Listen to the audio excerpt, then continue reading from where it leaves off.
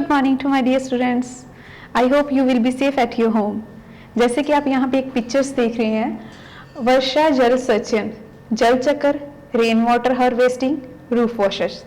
आप यहाँ से अच्छी तरह से समझ गए होंगे कि जल चक्र क्या है। जैसे कि पानी पहले भाप बन के बादलों के रूप में उड़ता है, फिर उसी तरह से बारिश होती है, इसे हम कहते हैं जल चक्र। और पानी को सेव करने के लिए अलग तरह के तालाब बनाए गए, तभी हम पानी को यूज कर सकते हैं। और एक और मेथड था, वो है रूफ वॉशर्स। जैसे ही बारिश होती है, उसके लिए जितना भी हमारी छतों पर पानी आता है वो एक टंकी में जमा हो जाता है। जब टंकी फुल भर जाती है तो टंकी ऑटोमेटिकली अपने आप बंद हो जाती है। तो इसी तरह से अलग अलग जो मेथड्स अपनाए गए हैं बारिश के जल को संचयन करने के लिए, सेव करने के लिए, वो आप यहाँ पे अलग अलग मेथड्स देख सकते हैं। इस जो चैप्टर में है, धीरे धीरे जैसे कि आपको पता है कि जल खत्म होता जा रहा है। यदि हम इसका सही ढंग से नहीं प्रयोग करेंगे तो हमारी आने वाली पीढ़ियों को और हमें बहुत ही मुश्किलों का सामना करना पड़ सकता है। पेज नंबर है 74। विश्व के सामने जल संकट का एक विकट समस्या बनता जा रहा है। गत कुछ वर्षों में एकत्र किए गए आंकड़ों के अनुसार पूरे विश्व में 100 करोड़ से भी ज्यादा लोगों को पीने का पानी उपलब्ध नहीं है। स्वच्छ पानी की ये समस्या दिनों दिन बढ़ती ही जा रही है, चाहे कृषि क्षेत्र हो या औद्योगिक क्षेत्र, घरेलू उपयोग के लिए हो या कारखानों में प्रयोग के लिए जल की आवश्यकता बनी रहती है। संसार की जनसंख्या बढ़ने के साथ साथ ही जल की खपत भी बढ़ रही है। प्राकृतिक संसाधनों द्वारा शोध करने वाली अमेरिकी संस्था वर्ल्ड रिसोर्स इंस्टीट्यूट के नवीनतम आंकड़ों के अनुसार विश्व के 37 देश पानी की भारी कमी से जूझ रहे हैं। यानी कि जो वर्ल्ड पर है, लेवल पर है, निरीक्षण करती है वर्ल्ड रिसोर्स इंस्टीट्यूट, उन्होंने भी देखा है कि विश्व के 37 देश जो है वो पानी की समस्या से जूझ रहे हैं। जैसे कि अभी हम पंजाब में रहते हैं, यहाँ पर तो आपको इजीली उपलब्ध हो जाता है। बड़ी हाई फाई सिटीज में जाते हैं तो वहां पे पैसे दिए जाते हैं पानी के लिए भी, तो इसीलिए हमें इसका सोच समझ के इस्तेमाल करना चाहिए।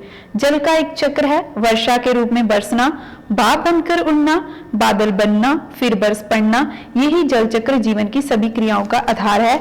जल के बिना जीवन संभव नहीं है। सभी प्राणियों और सारे वनस्पति जगत के लिए जल आवश्यक है। इसीलिए कहा गया है जल ही जीवन है। दुख और खेद का विषय है। सदियों से मनुष्य की प्यास बुझाने वाले तालाब और कुएं आज या तो सूख रहे हैं जहां उनमें पानी बहुत नीचे चला गया है। अनेक कारणों से नदियों का पानी भी प्रदूषित हो गया है। वर्षा के रूप में मिलने वाला जल भी नियमित और निश्चित मात्रा में उपलब्ध नहीं होता। भूमिगत जल निकालने के लिए अधिक मात्रा में नलकूप लगाने से पृथ्वी का जल स्तर नीचे चला जाता है। पृथ्वी के गर्भ से अधिक जल निकालने का परिणाम ये हुआ कि महाराष्ट्र के तालागांव तालुके के लगभग 2000 कुएं सूख गए। देखो इसका कितना बड़ा नुकसान हुआ बिना व्यर्थ से जब हम पानी का ज्यादा प्रयोग करते हैं। इससे 30,000 गांवों के लिए पीने का पानी दुर्लभ हो गया, यानी कि मुश्किल में हो गया। विशेषज्ञों का मानना है कि यदि समय रहते पानी की बर्बादी को ना रोका गया तो सारे संसार में, देश में जल संकट दिखाई देने लगेगा। मौसम के मनमौजी होने और वर्षा के अनियमित होने का प्रभाव कृषि पर ही नहीं, ऊर्जा संस्थानों और पेयजल योजनाओं पर भी पड़ता है।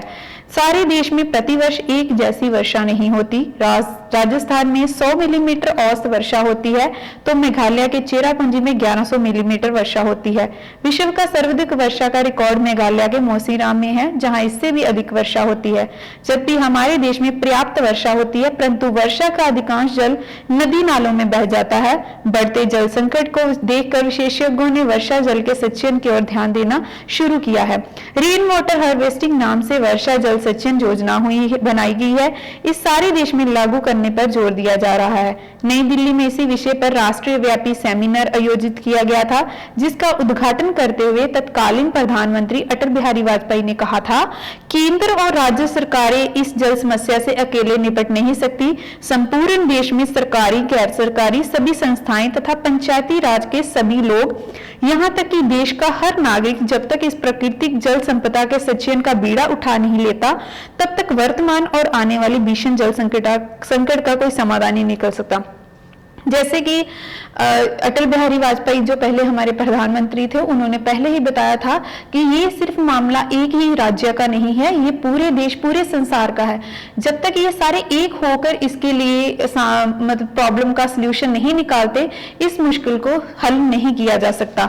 जल संकट से निपटने के लिए जल संसाधन मंत्रालय ने सभी राज्य सरकारों को वर्षा जल संचयन के लिए उचित कदम उठाने के लिए निर्देश दिए हैं। इसके द्वारा सभी बड़े भवनों, विद्यालयों में वर्षा के जल को उपयुक्त तरीके से एकत्र अर्थात इकट्ठा किए जाने के लिए आग्रह किया है। वर्षा जल संचयन के लिए छत और आंगन में गिरने वाले बरसाती पानी पाइपों को माध्यम से जमा किया जाता है। जैसे कि यहाँ पर आपको टैंकी बनी हुई दिखाई दे रही है, इसको एक छत के साथ अटैच किया जाता है, जिससे सारा पानी इसमें भर जाता है। इस प्रकार इकट्ठा किया गया पानी पृथ्वी की सतह के नीचे पानी के भंडार को बढ़ाकर पानी की समस्या का समाधान करता है। केंद्र द्वारा भूमिगत जल के विषय में किए गए एक सर्वेक्षण के अनुसार मानसून के समय किए गए जल संचयन में भूजल स्तर काफी ऊपर आया है। इससे सूखे कुएं और बोरिंग वाले कुओं का जल स्तर भी बढ़ा है। इसका एक और लाभ यह है, इससे बरसात के दिनों में नालियों के बंद होने और सड़कों पर पानी भर जाने की समस्या का समाधान हो जाता है। रेन वाटर हार्वेस्टिंग की परिकल्पना को साकार करने के रूफ वॉशर्स और रेन बैलर्स की आवश्यकता है। रूफ वॉशर्स का काम है पहली वर्षा के दूषित जल को एक विशेष टैंकी, जिसे सिंस्टर्न कहा जाता है, में एकत्र करना। सिंस्टर्न के भर जाने पर उसका मुख अपने आप बंद हो जाता है। इसके साथ ही वर्षा का शुद्ध जल रेन बैरल में जमा होता है। ये पानी अत्यंत मधुर होता है और उपयोग में लाया जा सकता है। कर्नाटक और केरल में जब भी वर्षा पर्याप्त मात्रा में होती है, फिर भी पीने के पानी की कमी बनी रहती है, वहां साड़ी के रेन वाटर हार्वेस्टिंग बहुत प्रचलित है। वहां लोग साड़ी के खंभों या पेड़ों से बांध देते हैं। इसके नीचे बाल्टी रखकर वे पानी एकत्र करते हैं, उस पानी को उबालकर प्रयोग में लाते हैं। कर्नाटक में कमन हैली कि सेना विहार में एक बार लगातार 5 दिन तक जल की आपूर्ति नहीं हुई। वहां के निवासियों ने संकल्प किया कि वे वर्षा के जल को एकत्र करके अपना काम चलाएंगे। उन लोगों ने सेना विहार के सभी फ्लैटों और एकत्र घरों को अपनी परियोजना में शामिल किया।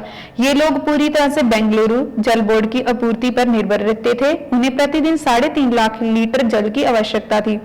वहां के सारे कुएं और नलकूप सूख गए थे। वर्षा जल का संचयन करके काम चलाने का उनका प्रयास सफल रहा। रेन वाटर हार्वेस्टिंग के द्वारा सूखे हुए कुओं और नलकूपों में पर्याप्त जल आ गया। वर्षा के जल का संग्रह करने से भूमिगत जल का स्तर भी ऊपर उठने लगता है। इसके कहने का अर्थ यह है कि ज्यादा हम भी जल का प्रयोग करते हैं, उसका स्तर उतना ही नीचा चले जाएगा। लेकिन वर्षा के जल को जैसे ही हम संचयन करते हैं, एकत्र करते हैं, भूमि का जल जो है उसका स्तर ऊपर आने लगता है। पूर्व प्रधानमंत्री अटल बिहारी वाजपेयी की प्रेरणा और कर्नाटक में हुए इस प्रयोग के बाद दिल्ली, चंडीगढ़, राजस्थान, गुजरात, महाराष्ट्र, तमिलनाडु में भी जल संचयन का कार्य आरंभ हो गया है। दिल्ली सरकार के पर्यावरण विभाग ने राजधानी के सभी farm हाउसों co operative group housing सोसाइटियों, होटलों, रेस्टोरेंटों, अस्पतालों को नोटिस भेजकर रेन वाटर हार्वेस्टिंग सिस्टम और सीवरेज ट्रीटमेंट प्लांट STP लगाने के लिए कहा है।